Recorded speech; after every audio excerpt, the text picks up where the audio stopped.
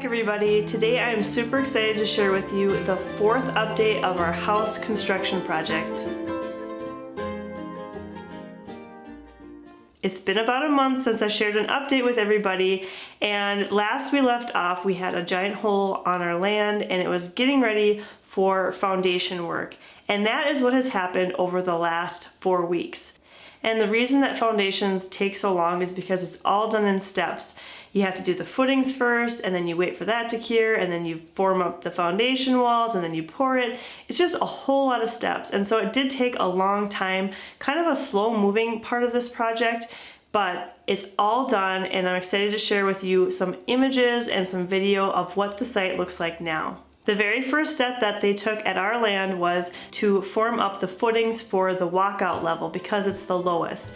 If you're not sure how footings and foundations work, essentially they are the cornerstone, the part that your whole house rests on. It needs to be done properly.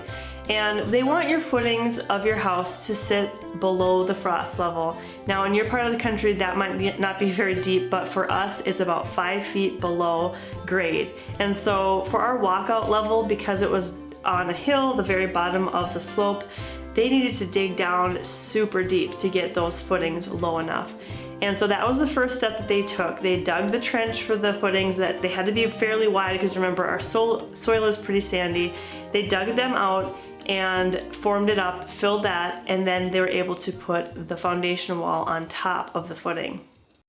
So there are many different ways a person can do their foundation, and we chose to use something that's becoming more popular in residential building called ICF foundation. It stands for insulated concrete forms. And essentially what it is instead of using plywood to form up the walls of the foundation and then pouring them and then removing the forms, insulated concrete forms are a finished product, and so they have insulation on both sides so that you don't need to add the insulation later. The forms themselves are a bit more expensive, but once they're set in place, they stay there. They become part of the foundation. And so that was kind of appealing to us to save those steps, and really it makes a very thick, strong, and well-insulated wall. Then they went ahead and did the foundations for the entire basement. And again, we have a walkout basement level, and one side is open to sort of a back area where we're going to have a patio eventually, and the other 3 sides are essentially going to be below grade, like a standard basement. These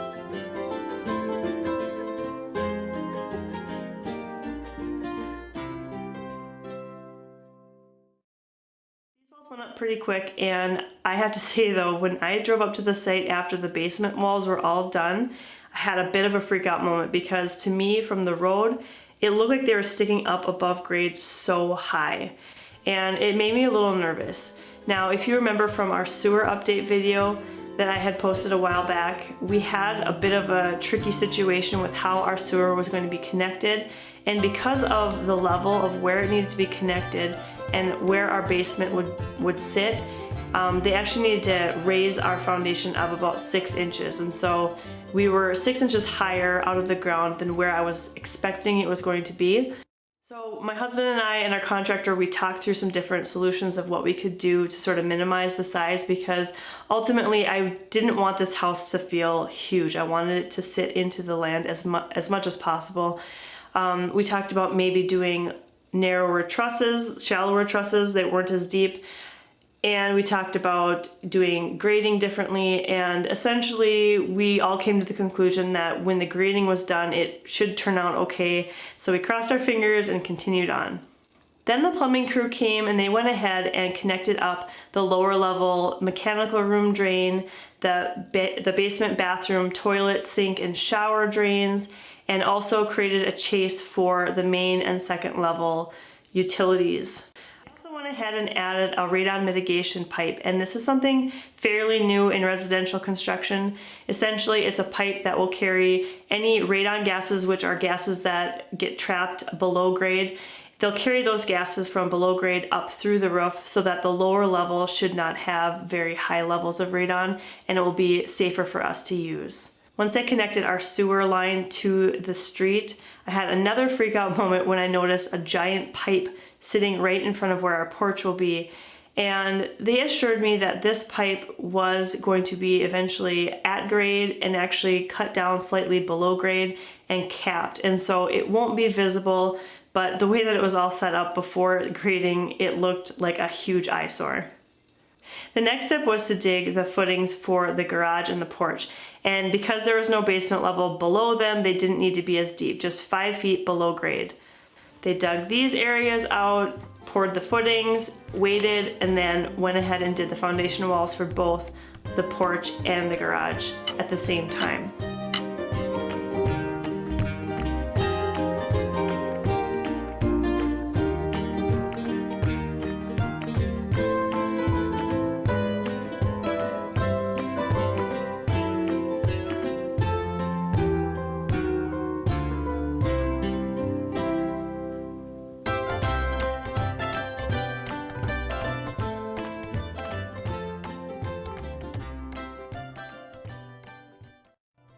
Crew came back and they graded the site beautifully. It turned out much better than I was expecting when I had first seen the foundation sitting out of the ground so high.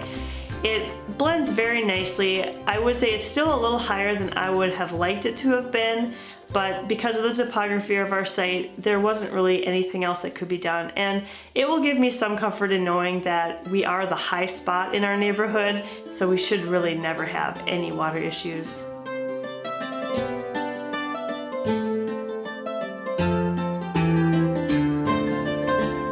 So here's how the site looks when it's all graded. You can see how the driveway will come in kind of at a little bit of a curve, and the garage is set back.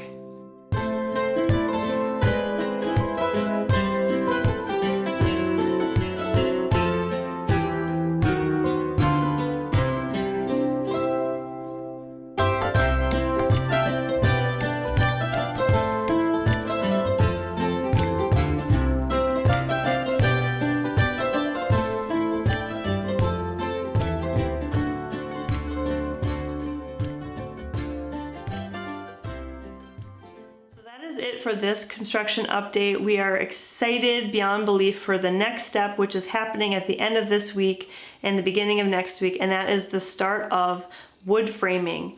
And we're excited for a couple different reasons. One, people who have built houses that we know have told us that this step goes extremely fast. And two, it's going to actually start looking like a house, which is going to make our dreams become a reality. To be able to walk through the spaces is going to be surreal.